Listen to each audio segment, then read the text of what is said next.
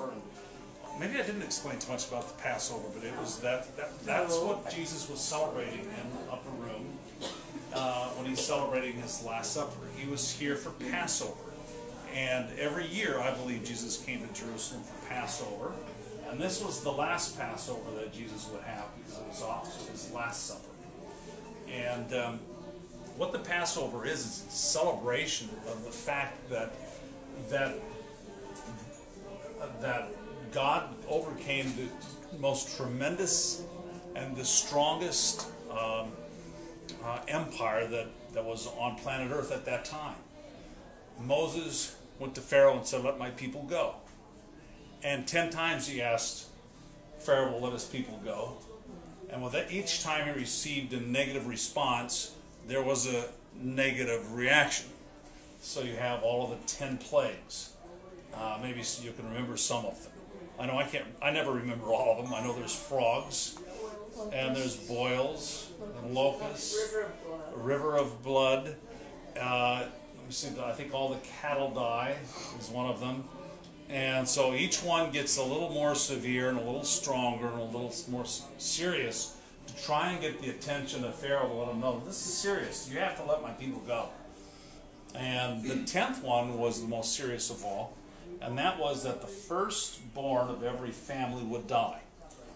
And that actually included the Israelites. The Israelites were included in all of these plagues. But with it, God always provides a way of escape. And the way of escape for the Israelites was to take a lamb, sacrifice the lamb, and then take the blood of that lamb and put it on your doorposts of your house. That was the way of escape. And that was available for the Egyptians as well.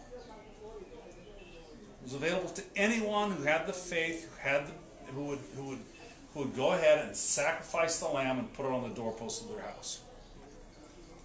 And that night the angel of death came, and it would pass over every house that had the blood of the lamb on it.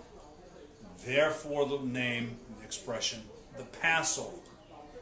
This is the celebration that the Jews have to this day every year to celebrate Passover, because that's what broke the heart of Pharaoh.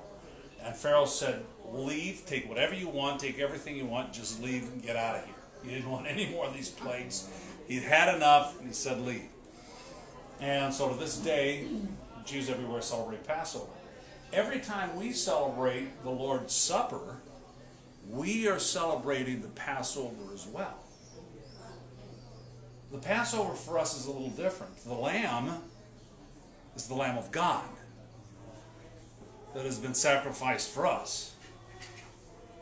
And when we receive the cup of Christ, we are receiving the Passover blood of the Lamb, not to smear over the doorposts of our houses, but to put on the doorposts of our hearts. And when the angel of death comes, we'll pass over and to go to the next, because we have the gift and the presence of everlasting life through Jesus Christ. You know, once the Passover took place, that was just the beginning. 40 years in the wilderness, you know? And how do you take millions of people into that desert land? We've driven through this stuff. How is it possible to take millions of people through that and feed them? Anyone here like try and do that? I mean, the thought is absolutely, unbelievably impossible. How can we possibly ever feed millions of people with nothing? But every day God fed the Israelites. He had a manna that would suddenly just appear on the ground in the morning, and they would go out and they would gather this manna, and this manna fed them, and every single night, without exception, except on Friday night, they had to get a double, or Friday morning, they had to get a double portion because they weren't allowed to go and gather it on the Sabbath. Oh. And it would survive. Otherwise, every day they'd go out and simply gather their manna, and they would eat it. Well, on a spiritual journey here. We're in a spiritual wilderness where people don't understand, and we don't understand what's going on. And God knows we're in this wilderness. We need to be fed spiritually. So the bread we take is the spiritual food that we need to travel through the wilderness of life until we come face to face with Jesus Christ. He welcomes us with open arms into his house, and we experience the glory of everlasting life. So this feast that we celebrate is the very feast that Christ celebrated his last time. And he said, this cup represents my blood which is shed for you. And this bread represents my body which is broken for you.